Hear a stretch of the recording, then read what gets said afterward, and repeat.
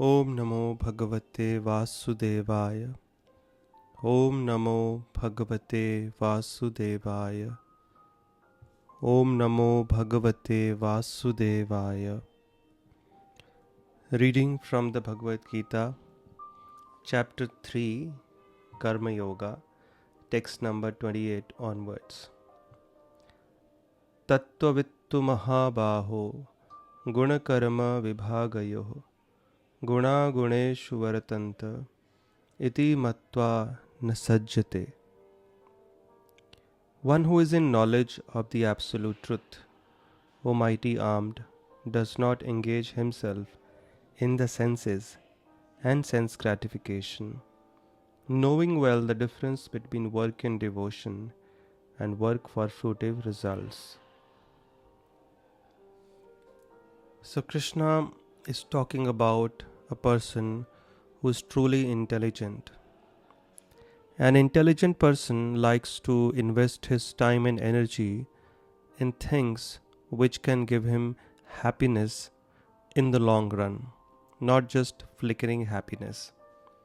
So, any kind of material work minus God is going to produce some reaction. But when the work is performed in the mood of devotion, in the mood of service to God, and while remembering Him and utilizing the benefits, profits, fruits of that work in the Lord's service, then that service, that kind of work, that kind of karma does not bind the worker, rather it liberates him. And any spiritual credits that we acquire in this, they stay with us forever, life after life after life, and they are the only things which go with the soul. So intelligent person is very, very careful about his time and energy, and he utilizes it only to further his eternal happiness, and he knows where that comes from. That doesn't come from satisfying our senses with some material objects, but by spiritualizing our senses and by engaging in activities which are of permanent nature, utilizing his time, energy, resources, mind, body to serve the Lord. So both things have to be done, but more emphasis on our spiritual activities, because anything done in relation to God or anything done by adding Him to whatever we are doing, whether it's our food, our work, our money, our home, our life, it will have everlasting benefits by His grace. Text 29. Prakriter guna sammudha sajjante guna karmasu tana krishna vido mandan krishna vinna vichalayet. Bewildered by the modes of material nature, the ignorant fully engage themselves in material activities and become attached. But the wise should not unsettle them, although these duties are inferior to the performer's lack of knowledge. Even after knowing or hearing about how the material work causes bondage, frustration, and suffering in the long run, it binds us, implicates us in the law of karma. But people are so conditioned by their habits, their conditionings are so strong because of the choices that they have been making in the past, this life and many previous lifetimes. That's called the influence of the three gunas. It is so strong that even after hearing, people do not engage in spiritual activities, and they continue to engage in material activities, and thus they become attached. But how should an intelligent person deal with them? He should not tell them to stop work, because everyone who is bound by the three gunas, everyone who has a certain conditioning nature, will think that whatever he or she is doing is right. So there's no point telling them to stop work. Although these duties are inferior, still an intelligent person doesn't tell them to stop work. He tells them to engage his work, whatever they are doing, in the God service, and in a way that it connects them to God. And A person who is self-realized shows them by his own example that how by living in this world, by leading a life like any ordinary human being, normal human being, surrounded by family members, money, prosperity, fame, one can still become perfect. One can still achieve the perfection of life, and that is possible simply by utilizing the benefits of our karmas to connect with God, to serve Him. So we have to serve friends, family, society, and we also have to serve God. So that is called yajna. Otherwise, Krishna has mentioned in this verse, in this chapter, text number 10, that how if the work is not done as a yajna, that means for the pleasure of the Yajneshwar, then it causes bondage. So for our own benefit, we need to serve God, we need to connect with Him. It's not that He needs our service, but we need His grace to rise above all the dualities of life, to rise above all the conditionings, and to get free from the bondage of karma, so that we can lead a happy life.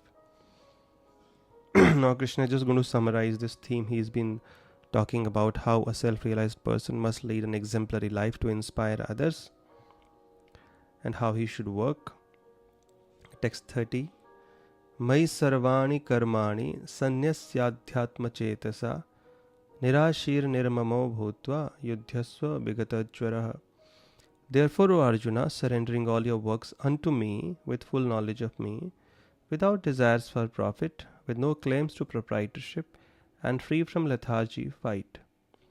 So he's telling Arjuna to fight because that is his prescribed duty. In our case, it means we should not be lethargic in doing our prescribed duty. We should not think that all that I have, including this body, is mine. God is the ultimate proprietor, and we are simply the caretakers. And if we keep this consciousness, two things will happen. We will always remain humble, never taking the credit, because pride comes when we think this is mine, and then a person starts using it for his own benefit only. He doesn't want to share, or there is some arrogance, false pride. But when we think that everything actually belongs to God, which is true, and we are simply caretakers, and we are also allowed to enjoy, we will always remain humble. And secondly, we will not become attached. And where will that lead to? When things are eventually taken away from us in due course of time, we will not feel stressed, because anyways it was not mine. We are not attached to that way. So claiming no proprietorship, my family, my home, my body, my money, my resources, they are all God's. He is the supreme proprietor, and we are allowed to take care of it, and we must use it, offer it in His service, and in the process we also enjoy. And it should be done without any desires for profit. Not that we expect something in return. I must serve God so that I'll get this desire fulfilled. That is not a true standard of service. That is selfishness. That is business. If we do something to get something in return, that is not a pure motivation.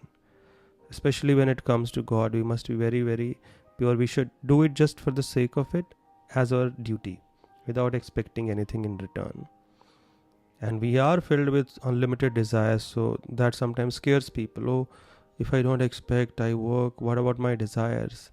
So we have to understand, already in the second chapter Krishna has mentioned, the nature of material desires is, number one, the more we try to fulfill them, the more our hankering and lamentation increases, the more we get implicated in the laws of karma. And secondly, when we serve God, He's not that kind of boss who will just keep taking away from us. He will also reciprocate. He knows our desires, and without asking only, He will grant them. Even if we stop asking, He knows our desire. All we have to do is simply work in a consciousness that is very pleasing to Him. Once He is pleased, He will give us more than what we desire and more than what we deserve. Text 31. Ye me matam idam nityam anutishtanti manavaha shraddhavanto nashiyanto muchyante tepi karmabhi. So those persons who execute their duties according to my injunctions and who follow this teaching faithfully without envy become free from the bondage of fruitive actions. So if we live our life according to what the Lord is requesting us to do, we will become free from the bondage of our actions. We will not have to suffer the reactions. And but those who disregard these teachings, we don't care, or who don't just even think about it, what happens to them? And we have to understand this is the supreme authority speaking, and each and every word is true. Non-acceptance of the laws doesn't deny their existence. So even if we don't accept the laws, doesn't mean they don't exist, and doesn't mean they won't act. So everything that is mentioned in the scriptures is going to work. So Krishna says, Ye to etad abhyasuyanto nanutishtanti me matam sarva jnana vimudhams tan vidhi nashtan achetasah. But those who out of envy disregard these teachings and do not follow them regularly are to be considered bereft of all knowledge, befooled, and ruined in their endeavors for perfection. Those people will never reach perfection who disregard these teachings, considering them to be man-made, or not even considering them at all, or laughing at them. Just such people will never achieve perfection. Text 33 and 34. Krishna is just now summarizing whatever he has spoken.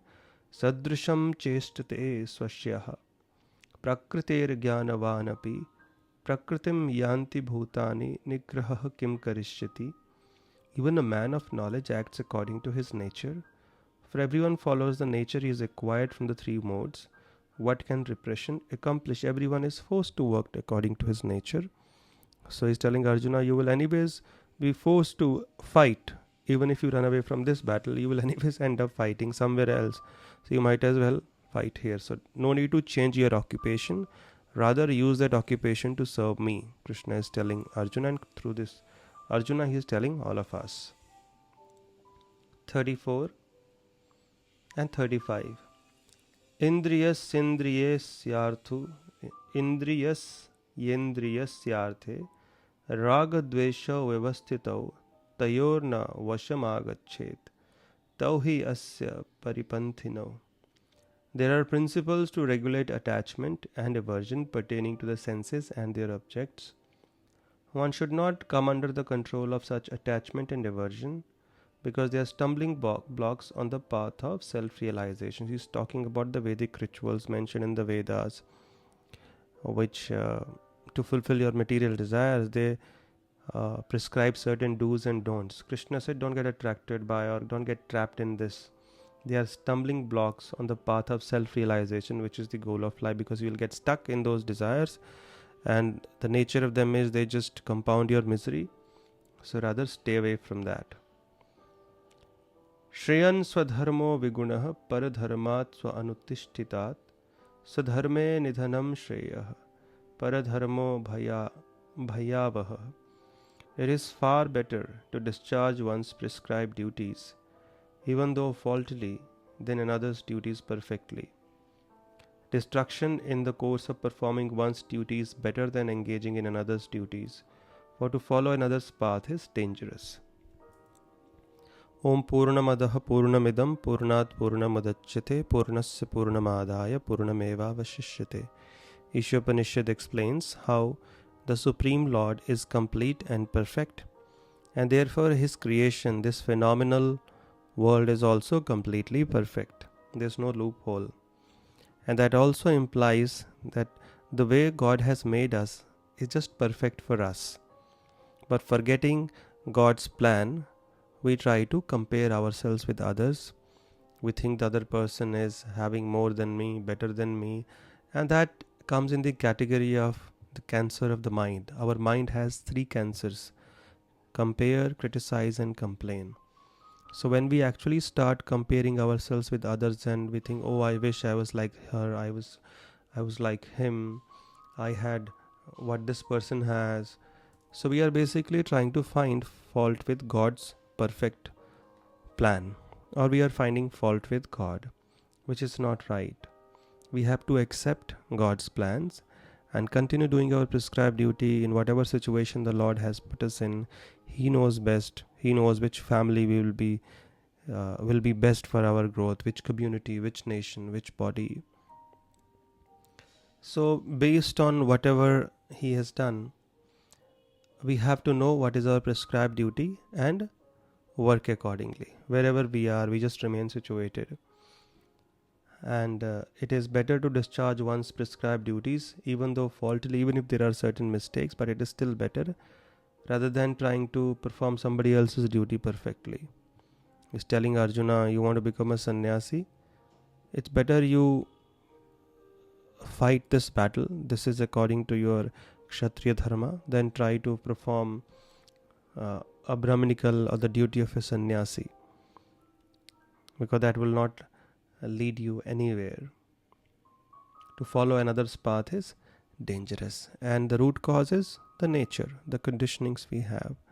We will do a lot of injustice to that path also, and our own path also. We are not doing our prescribed duty, and the other path, we are not perfect at that. We are not meant for that. So whoever we are, wherever we are, whatever we are, from there, whatever talents, money, knowledge, resources we have, fame, name, we try to utilize all of it in the service of the Lord, and that will give us perfection. Whether one is a brahmachari, grahastha, vanaprastha, sannyasi, or one is a brahmana, kshatriya, vaishya, shudra, stay wherever you are. Don't try to compare yourself with somebody else, and from there try to connect with God, because that is the goal. Goal is not to become a brahmachari, grahastha, vanaprastha, sannyasi, or a brahmana, kshatriya, vaishya, shudra. Goal is, okay, wherever we are now, by God's arrangement. Now the goal is not to keep looking around. The goal is to look up. Okay, that is my goal. So everybody keeps looking at the goal and work towards that. Wherever we are now, understand as humans, the ultimate goal of life is self-realization. We might have many immediate goals, but in pursuance of our immediate goals, we should not forget our ultimate goal. Both must go hand in hand. In fact, our ultimate goal, which is to put an end to the cycle of birth and death, to realize God, to realize who we are, to realize our eternal relationship with Him, and to work according to that relationship, to put an end to the cycle of miseries. That is the goal of humans, and humans are especially empowered or blessed to achieve this goal.